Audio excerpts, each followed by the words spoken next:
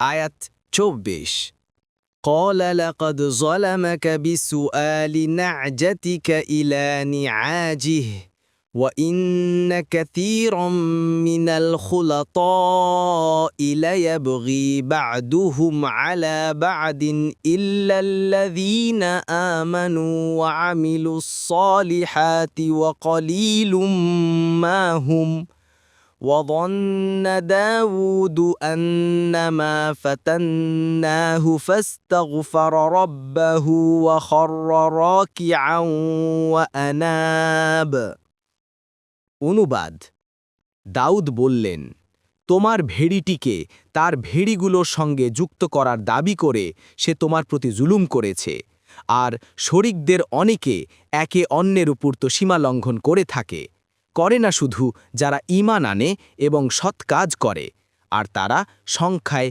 স্বল্প। আর দাউদ বুঝতে পারলেন, আমরা তো তাকে পরীক্ষা করলাম। অতপর তিনি তার রবের কাছে ক্ষমা প্রার্থনা করলেন এবং নত হয়ে লুটিয়ে পড়লেন, আর তার অভিমুখী হলেন। তাফসীর ১ নং ফুটনোটের বিবরণ। এখানে রুকু শব্দ ব্যবহৃত হয়েছে, এর আবিধানিক অর্থ নত হওয়া।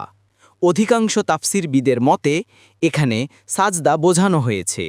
ইবনে কাসির, বাগভি, ইবনে আব্বাস রাদিয়াল্লাহু আনহুমা বলেন, সোয়াদের সাজদা বাধ্যতামূলক নয়, তবে আমি রাসূলুল্লাহ সাল্লাল্লাহু আলাইহি ওয়াসাল্লামকে সাজদা করতে দেখেছি। বুখারী ১০৬৯। অপর বর্ণনায় ইবনে আব্বাস রাদিয়াল্লাহু আনহুমা বলেন, দাউদকে অনুসরণ করার নির্দেশ দেয়া হয়েছে। দাউদ যেহেতু সাজদা করেছেন, সেহেতু রাসূলুল্লাহ সাল্লাল্লাহু আলাইহি ওয়াসাল্লামও সাজদা করেছেন। বুখারী ৪৮০৭।